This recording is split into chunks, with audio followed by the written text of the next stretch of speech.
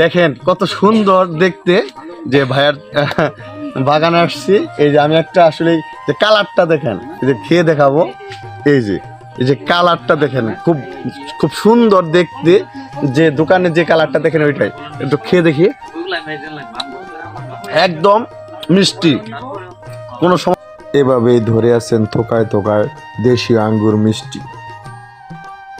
আচ্ছা ভাইয়া, ভালো আছেন? জি আলহামদুলিল্লাহ ভালো আছি। আপনি কেমন আছেন? আলহামদুলিল্লাহ। আপনার নামটা কি? আমার নাম মোহাম্মদ সাইদুর রহমান। আপনি কিসে লেখাপড়া করেন? আমি গোপালপুর সরকারি কলেজে ইন্টার সেকেন্ড ইয়ার। তাই? আমাদের গোপালপুর কলেজে? মাশাআল্লাহ, খুব আমাদের গোপালপুর কলেজের অহংকার, গোপালপুরে একজন অহংকার। তো এটা আসলে আপনি কি বাণিজ্যিক ভাবে করছেন না শখের বশত এটা আমি প্রথম আসলে শখের বসে করেছি, তা দেখলাম যে না এটা আসলে বাণিজ্যিক ভাবে সম্ভব, কারণে আর কি আমি বাণিজ্যিক ভাবে করার চিন্তা ভাবনা করতেছি। দু একদিনের ভিতরে আর কি এটা করব।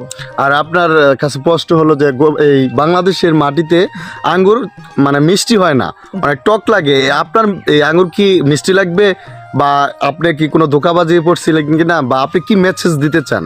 হ্যাঁ, আমার বাংলাদেশের ধোঁকাবাজিতে পড়েছিলাম। আমি যখন নতুন অবস্থায় ছিলাম তখন আমি এই ভিডিওর মাধ্যমে দেখে আর কি চারা সংগ্রহ করছিলাম।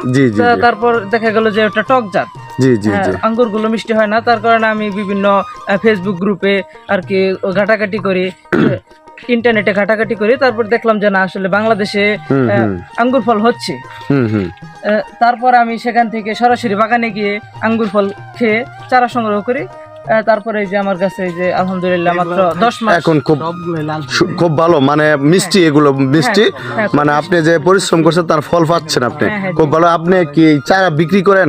হ্যাঁ হ্যাঁ, চারা বিক্রি করি। অবশ্যই আপনি গ্যারান্টি সহকারে যে আঙ্গুর মিষ্টি হবে সেই উদ্দেশ্যে আপনি সবাইকে মেসেজ দিতে চান? জি জি, আমি আসলে বলতেছি যে আপনারা সরাসরি বাগানে আসেন, নিজের হাতে গাছ থেকে ফল ছিঁড়ে খান, তারপরে চারা সংগ্রহ করেন। জি ইনশাল্লাহ।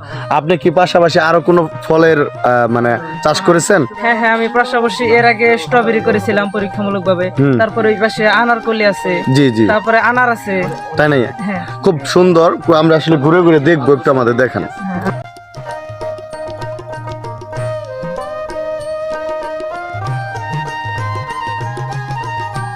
খুবই সুস্বাদু এবং দেশীয় যে ভাবে যে সে খুব সুন্দর একটি উদ্যোগ নিয়েছেন, উদ্যোক্তা একটি ছোট শখের বশত এই বাগানটা তিনি দিয়েছেন।